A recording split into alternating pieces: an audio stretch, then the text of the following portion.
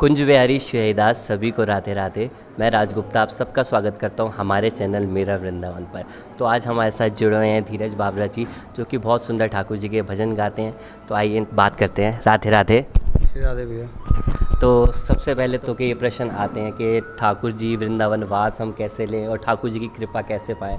आपके ऊपर साक्षात ठाकुर जी की इतनी कृपा है, तो कुछ बताएँ कि ठाकुर जी की कैसे कृपा पा सकें।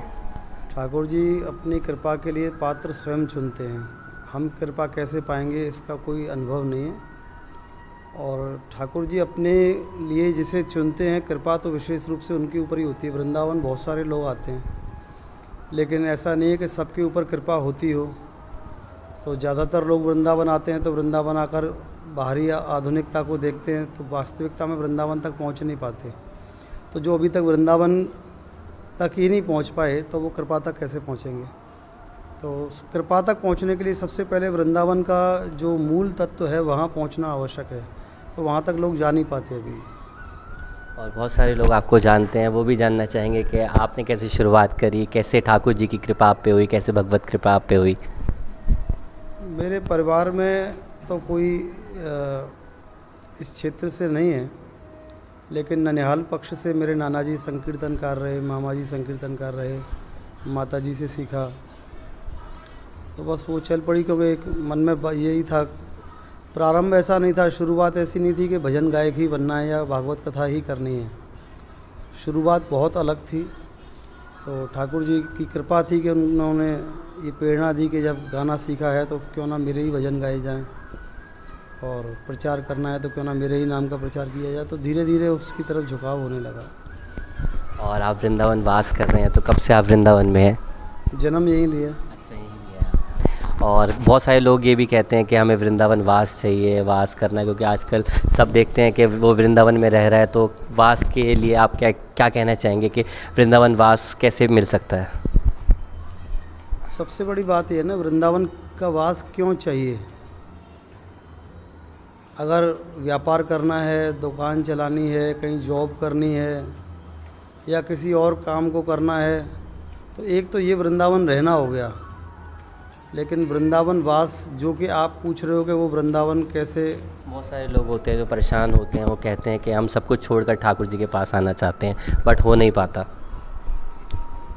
वो इसलिए नहीं हो पाता क्योंकि संसार में कोई भी चीज़ ऐसी नहीं है जिसे हम छोड़ सकते हों। जो लोग छोटे मोटे कोई शौक़ करते हों, जो व्यसन करते हों, तो वो एक टाइम का अपना व्यसन नहीं छोड़ सकते। एक टाइम का अपना शौक़, सुबह की लोग बैटरी नहीं छोड़ सकते, तो संसार को कैसे छोड़ेंगे, परिवार को कैसे छोड़ेंगे। तो वो छोड़ना कुछ भी नहीं है, सब कुछ पकड़ के रखना है। सब कुछ होते हुए ठाकुर जी के श्री चरणों में लगे रहें। सबसे बड़ी बात ये है, एक होता है भाग कर आना, एक होता है धाप के आना। भाग के आने का मतलब ये है कि जैसे जिम्मेदारियों से भाग के चले आए, हम साधु बन गए, जो भी धारण कर लिया वेश, तो ये हुआ भाग के आना कि जिम्मेदारियों से भाग के आगे, भाई हमारे बस की नहीं है, भाग के वृंदावन चलो। तो वहाँ कुछ भी हासिल नहीं होता, क्योंकि यहाँ आकर भी फिर वो वही खोजते हैं। और एक होता है धाप के आना। धाप के आने का मतलब होता है कि अपनी सारी जिम्मेदारी और कर्तव्यों को पूर्ण करके फिर श्रीधाम वृंदावन आना। तो जब आप पीछे कुछ छोड़ के ही नहीं आओगे, तो यहाँ से आपकी एक नई शुरुआत होगी। तो आपका मन भजन में लगेगा, कीर्तन में लगेगा, दर्शन में लगेगा।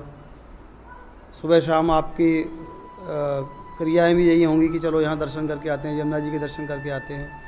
ये सब तभी संभव है क्योंकि मन तो एक ही है ना व्यक्ति का। अब अगर पीछे सब कुछ छोड़ के आया है, तो एक मन वहाँ अटका हुआ है। वापस इसलिए नहीं जाना चाहता क्योंकि जिम्मेदारियाँ हैं।